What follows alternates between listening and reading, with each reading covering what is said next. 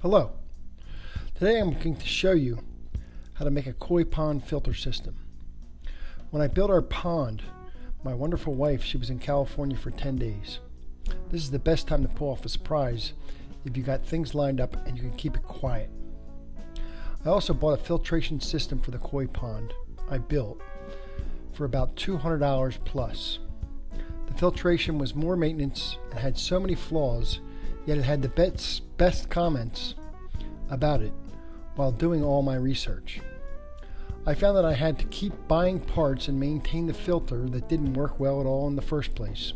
The water was constantly dirty and could not keep up. Needless to say, the filtration system was in the trash in the same season. Thanks for nothing, Beckett man. I started designing my own system which would make my life easier and also create aeration for my fish, making them healthier and keeping the water from becoming stagnant while cleaning my pond. I have made a list of supplies below that you will need. I bought these supplies at the Home Depot, the Tractor Supply, and a local fish store.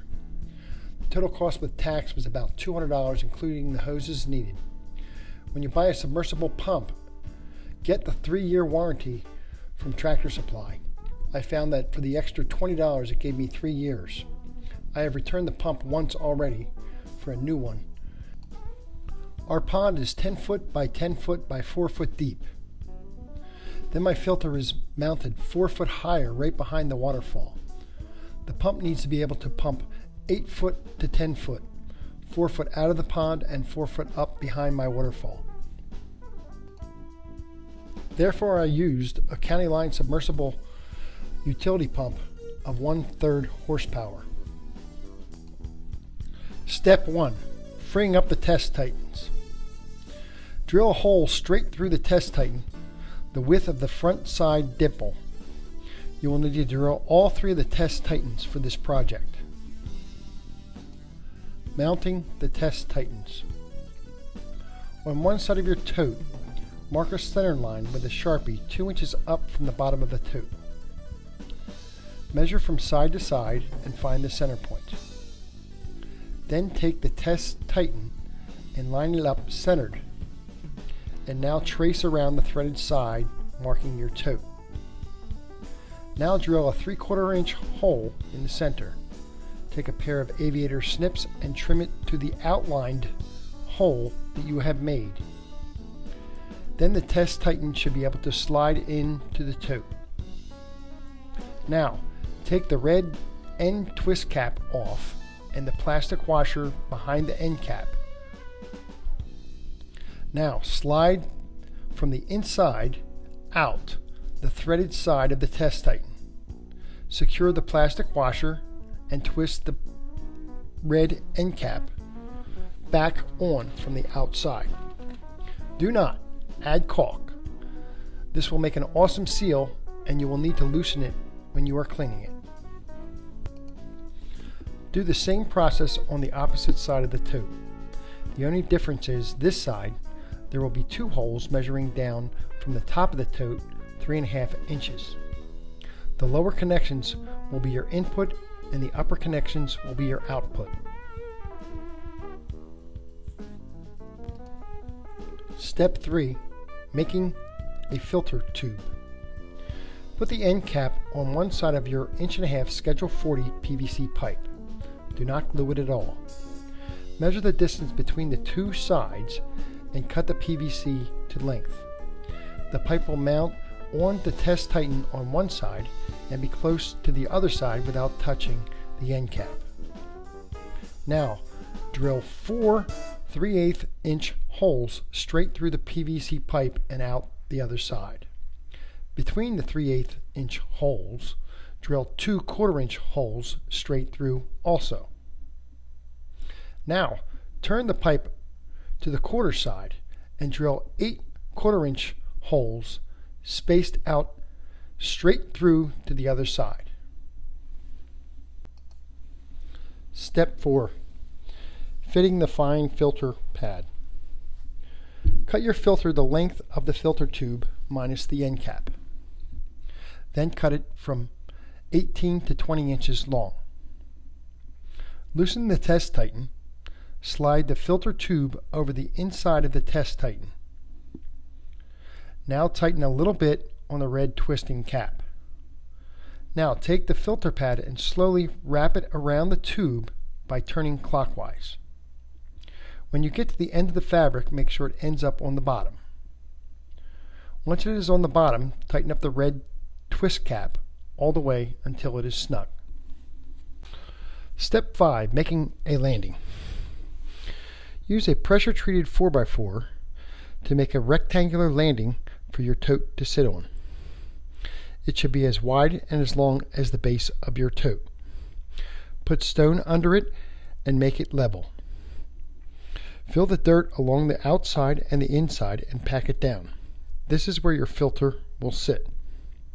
This landing should be above your pond for sure. Step 6. Mounting your output hoses. Put your tote on the landing you have created. Mount 2 hoses on your output test tightens. Put both hoses going back to the pond. One could be in a waterfall, the other could be on the other part of your pond, which will create aeration, which is good. They must go downhill because they are gravity fed and should not be submerged in the pond at all, which will stop aeration. Cut 2 coarse filter pads and place them around the tote outputs on the inside with a zip tie so they're just snug so they can be removed for cleaning. Step 7. Mounting your Y shutoff valve. Mount your Y shutoff valve onto the input port. The water will come in the top side of the Y from your submersible pump, then go into your tote and be able to release out the other side. There should be basically one way you can mount it.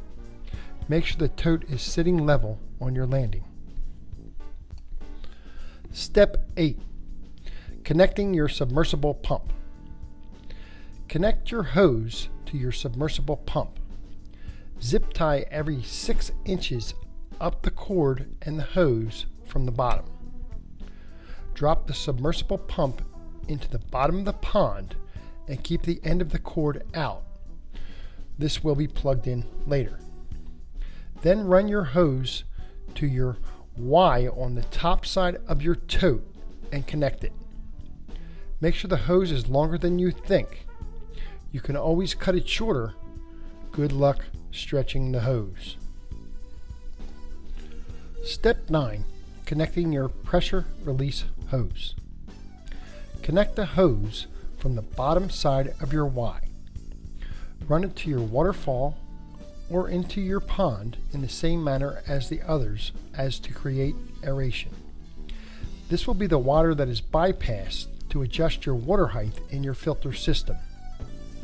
It will also take pressure off your pump and make it last longer. Step 10. Flowing water.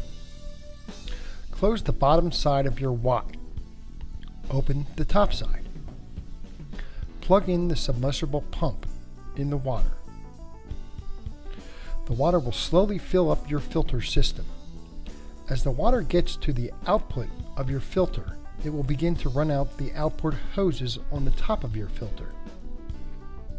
Once it gets to this height, slowly open the bottom side of the Y valve until the water stays level at the outputs.